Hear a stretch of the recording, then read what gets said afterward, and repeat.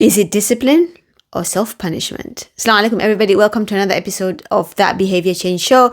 Super happy to be here. Okay, so today let's talk about discipline, right?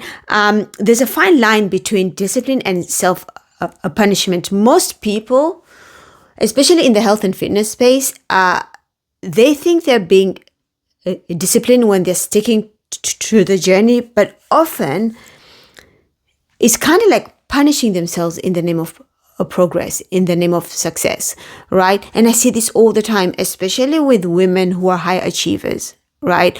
Who work hard, who like to have a sense of control.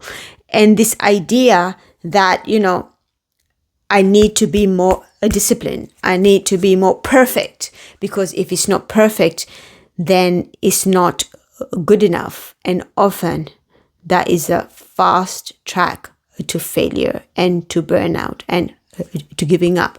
Because to be in this space in the long run, we need to understand the psychology. It's not just you wanting, right? It's about how your brain perceives it, how your mind perceives it, right?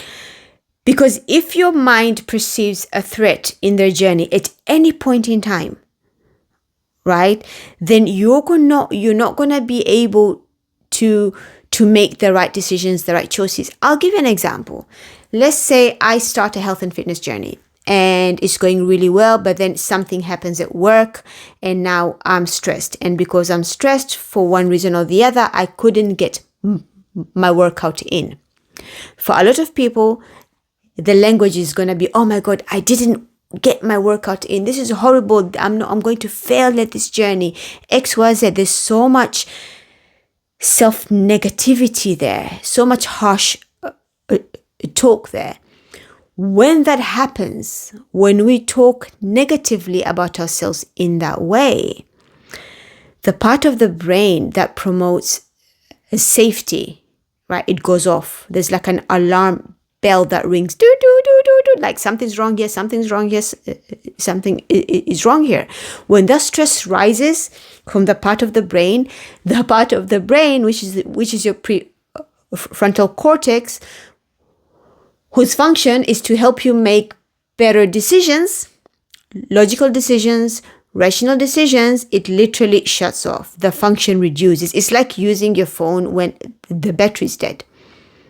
Right? So one part of the brain from your language raise an alarm. The other part goes, oh my God, we are in trouble. Okay, it stopped working. And now, not only have you missed a workout, now you're going to binge on the cake and the cookie and all the things, and then you're going to give up altogether.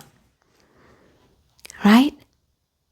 I mean, studies show this. People who have that type of language, who don't practice self-compassion, have lower chances of gaining long-term health, long-term behavior change, resulting to long-term health. If you're constantly punishing yourself for not being perfect, you are not going to stick to the journey, because your human physiology, it changes how your brain works, right? It changes how your different parts of your brain communicate, and that's going to make it harder for you to take the right actions. There's a balance. We need to have a balance between discipline and self-compassion. And this is often something I often talk about as well. Right? We don't want to be so compassionate with ourselves that we're making excuses all the time. Oh, you know what? I'm tired today. I'm not going to exercise, right? Oh, you know what? I did this today, so I'm just going to do this, right? Again, self-compassion, right? Too much self-compassion can be just us making excuses in the name of self-compassion. But then too much discipline is us calling it discipline, but it's actually self-punishment. We need a balance between the two. So aim to do the best that you can, to show up with ihsan. By the way, ihsan doesn't mean being perfect. Ihsan means doing the best that you can within the capacity that Allah has given you on that day. Every day is going to be different. Life is not linear. Some days are going to be easier, some days are going to be hard, and that's just the reality of the situation. Right? So do the best. Do what you say you'll do on that day, the best that you can. But if you couldn't do what you said you'll do, have enough self-compassion to understand that that is okay. Instead of judging yourself and criticizing yourself, ask yourself, what can I do different next time to increase my chances of taking that action? So now you're not shaming yourself, because again, studies have shown shame doesn't work when it comes to long-term behavior change. We know that.